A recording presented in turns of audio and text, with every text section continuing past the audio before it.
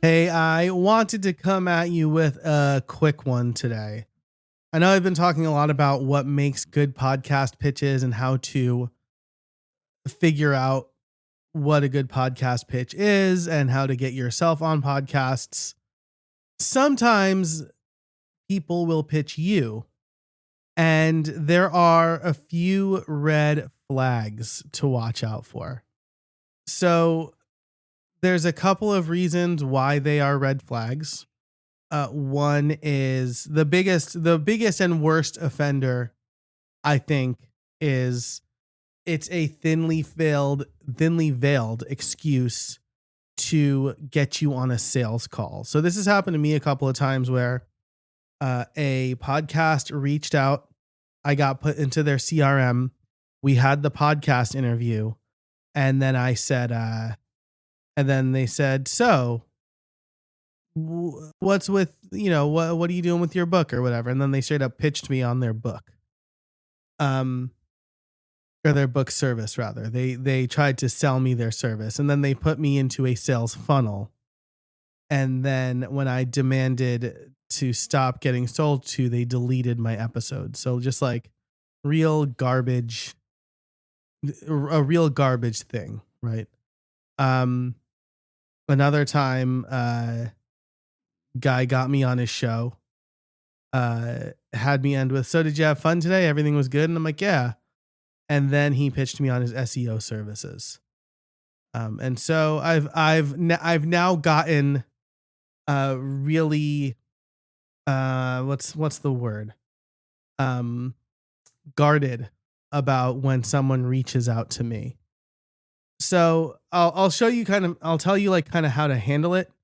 But here are the red flags to look out for when when someone tries to get you on their podcast. First of all, they repeat multiple times that there's no cost to coming on the podcast. Now, this is also like a garbage thing to do, right? Is like invite people on and then say that you charge. Uh no, like that's not how this works. This is not this is Podcasts are generally earned media. And just because John Lee Dumas does it on Entrepreneurs on Fire doesn't mean anybody can do it. I don't think he should do it either, but whatever. That he's obviously built a more successful business than me. Um, I have scruples though. Like I understand that I'm getting hopefully good content from uh from my guests, and uh they're also getting good content, but they're getting in front of a new audience. That is the symbiotic relationship between a host and a guest. And paying to be on a show diminishes that trust, I think, right? It's not like, as far as I know, it's not like Scarlett Johansson pays to go on the Tonight Show, right? They do what's called a press junket to promote the movie, right? So, that's the first thing I think is also, this is a side rant, I guess, but also like there are podcasts that charge and then don't disclose that they are charging. And that's also like a garbage move. And I would like if I paid to go on a podcast, I would disclose it immediately and multiple times and say like, "Oh yeah, I paid to be here." Because that's really important for me to know, for me to let the audience know. So anyway, they repeat multiple times. First red flag. They repeat multiple times that there's no cost to come on the podcast. Number two, the topic is super vague. Something like how you help people grow, right? The last one I got pitched, the impetus for this episode and the post I made on LinkedIn, they said, "We'd love for you to come on the show to talk about what the future looks like for Joe Casabona." And I said, like, who's your audience? Why is this relevant? Like, why would your audience care about the future of Joe Casabona if they don't know who Joe Casabona is? So that's number two. Number three, getting back to who's your audience, is the show's target audience is you, but your clients would never listen. So, like, again, going back to this show, the show's target audience is coaches, consultants, and course creators. And so they were targeting coaches, consultants, and course creators so that they could get them on the podcast and then pitch them. And, maybe you're thinking, Joe, that's not really generous thinking, right? That's not sure. Like, their target audience is you, but like you can provide insight, right? I mean, on the Streamline Solopreneur, my audience is solopreneur parents. I have solopreneur parents on the show. The guests I have are for my target audience. And yeah, you're absolutely right. But these last two red flags are the thing that really take the cake. The fourth red flag and the first cake taker, I guess, is they publish 3 to 5 interviews a day. Because that is a telltale sign they are going for quality or for quantity over quality. And they are basically showing their hand that they take this many sales calls in a day. And there are multiple hosts, which is to say their sales team is all recording these interviews. And then once recording stops, they do the hard sell. So like each of these points to the fact that the value is all for the show and not for you. Thinly veiled sales call attempt. So now I did post this on LinkedIn and I said, like, what are a couple of other red flags?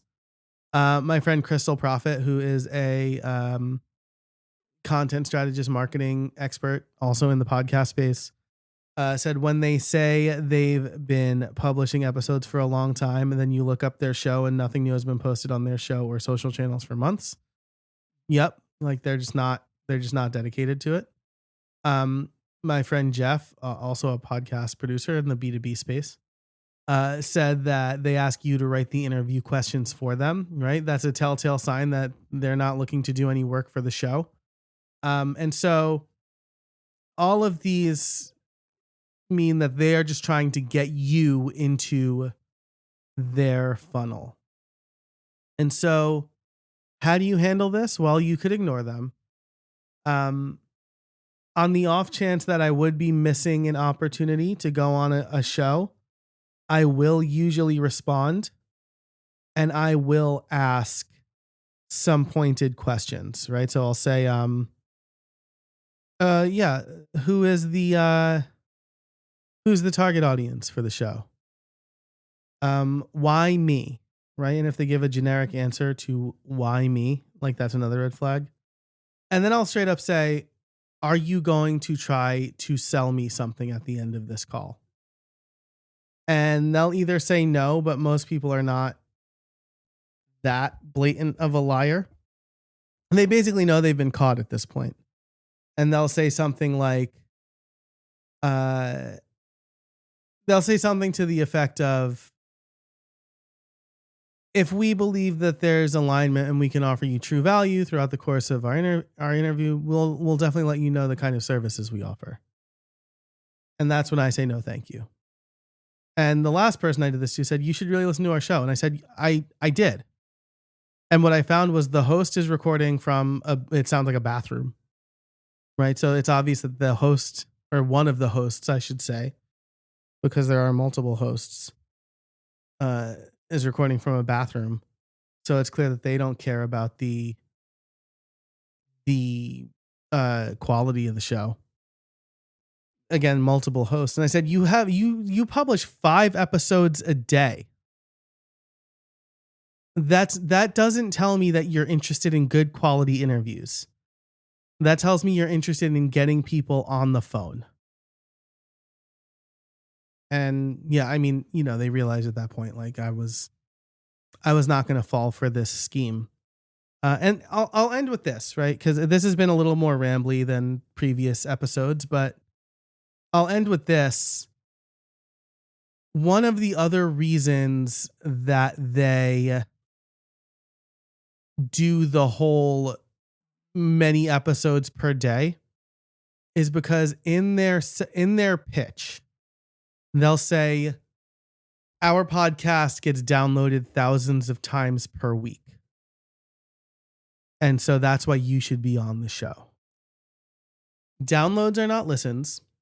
And when you're publishing 5 episodes a day, their show launched less than a year. The show I'm thinking of launched less than a year ago, and they had 1,233 episodes. So it's not hard to get thousands of downloads per week. In fact, if every host in that company did downloads, they'd get close to that in a week. Right? If they get one new subscriber, and I will bet you that they probably get you to subscribe to the show when they interview you. That is thousands of downloads, or it's 1,000 downloads per week. So that's 1,000 downloads in close to a day, depending on the app you're using. So,